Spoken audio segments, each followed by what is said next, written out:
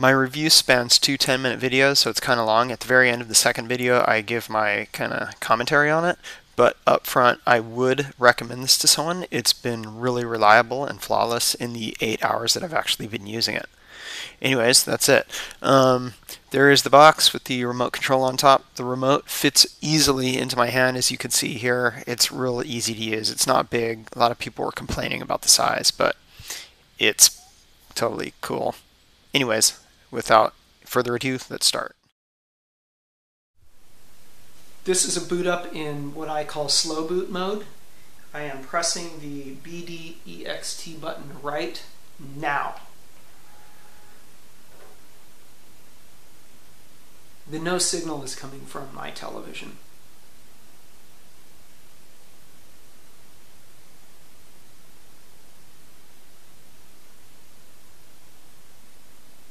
Still in boot up mode. Still booting up. Graphical thing. And voila, there we are. I can move up and down on the apps. Okay. I will press the BDEXT button now. That's it, man. That was like instantaneous, but you gotta remember that it's really only in a sleep or hibernation mode, so the device is always sucking power out of your house. This is a standard shutdown. I will hit the BDEXT button right now. Okay, it's shut down. Currently we have selected bookmarks. You can see the highlighting there at the top. So here's bookmarks. Go to the right, there's a bookmark I made to the Orange County Register. YouTube shows area where there are, movies and TV shows on YouTube. Newegg.com. If I want to press one of these and open it, I'll just open Newegg here. And there it is. Alright, so I'm going to go back to home. Go down, back up there, down one to applications, various dedicated apps, Chrome, Help Guide,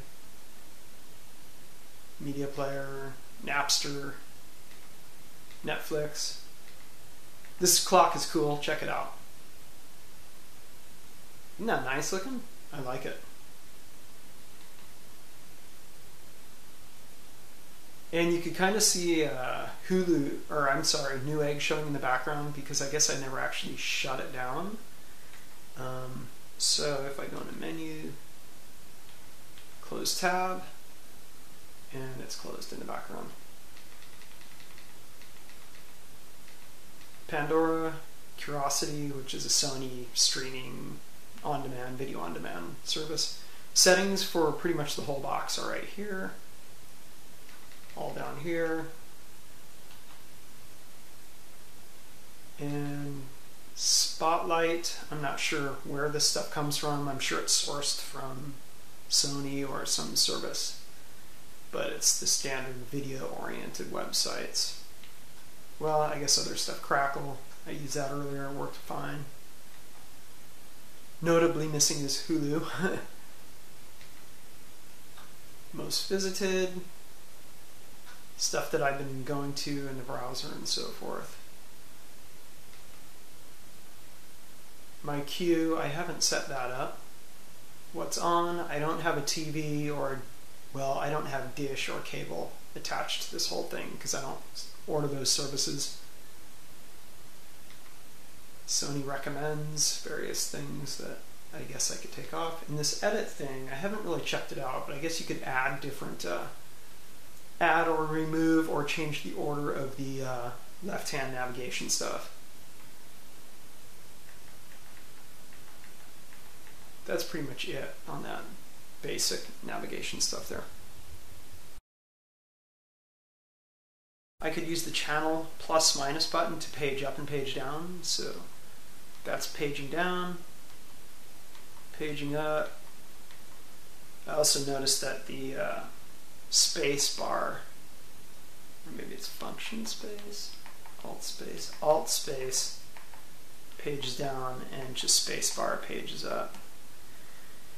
And I could also use scroll, so the left forefinger button, or left index finger button, the scroll button on the front of the remote control, hold that down and just glide your thumb over the right hand touch sensitive controller, and it goes up. And obviously here's the mouse you can see moving around. I could just go click The Young Turks, a show I've never seen. So navigation's real easy, and I don't even look at the remote, so the whole idea that there are too many buttons on this remote is kind of a fallacy. And here we are at Hulu. I shall attempt to play a Hulu video.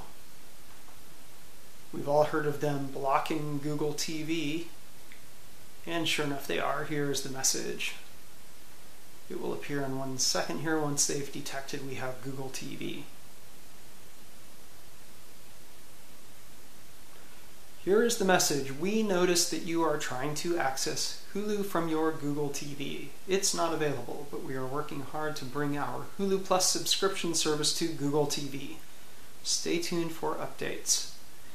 Okay, so Hulu Plus currently is $10 a month, and I currently pay $42 a month for cable and $10 a month for Netflix, and at least from Netflix I get DVDs sent to my house and I get streaming of a ton of movies, and that amount of movies is growing every day.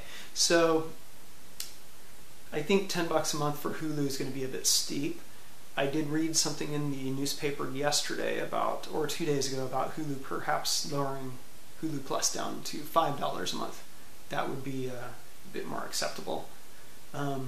In any case, the content providers, and I know Hulu is just a platform, but they are owned by content providers, they're going to have to figure something out quick, because all people are going to do is just download illegal pirated movies and watch those instead of watching all this stuff which has ads in it, which these content providers will make money on. Maybe not as much as television, but it's time for them to wake up.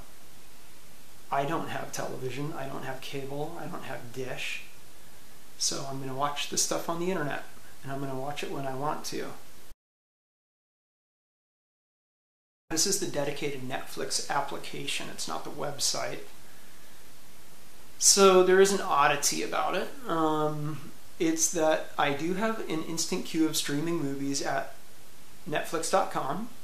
However, when I look at my queue here, it's incomplete. It doesn't show everything I actually have in my instant queue, and it's out of order. So, and furthermore, I've watched a lot of these. The only one I really haven't seen here is The Warriors, at least through instant streaming on Netflix. I've watched it a few times. Great movie. But all of these I have watched, actually, except for Food Matters, Julie and Julia, and The Big Lebowski, and maybe R21. In any case, cool app, good idea. Resume playing. What the hell? Let's check it out here real quick. Here, retrieving movie information. The Warriors.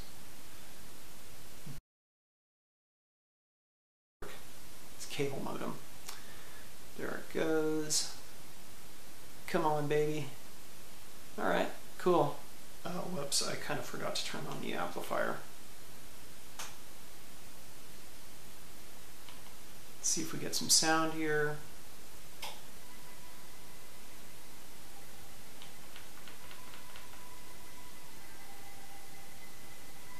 Looks good. Cool. Let's exit out of this thing here.